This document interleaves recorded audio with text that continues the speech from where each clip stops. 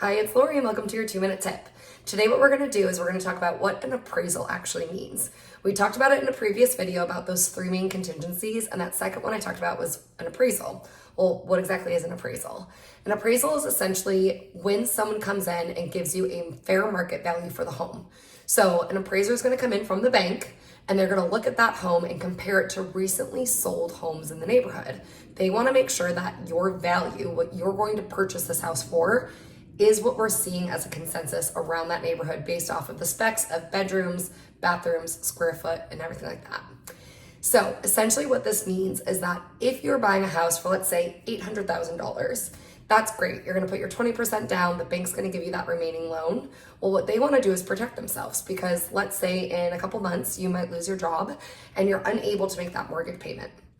The bank wants to be able to turn around and sell that house to get their money back. They're taking a bet on you. They're putting that loan in there, right? So this is their coverage. They want to make sure that if they had to turn around and sell that house, they could get that money back and that you didn't decide that it was $1 million house when it was really only $800,000. Now, if there is a discrepancy, so let's say that $800,000 house, an appraiser comes in and says it's actually only worth $750,000.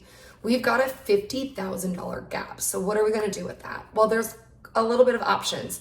You can work on covering that. So let's say you have the cash. You could go through and put that cash to kind of cover that loan because the bank again is saying that $750,000 is where we're capping it at. So you could come in and you could do what's called an appraisal gap and you could cover that. The second thing you could do is that you could renegotiate with the seller. So maybe you meet halfway. Maybe you decide to come down to that $750,000 price if the seller is willing to.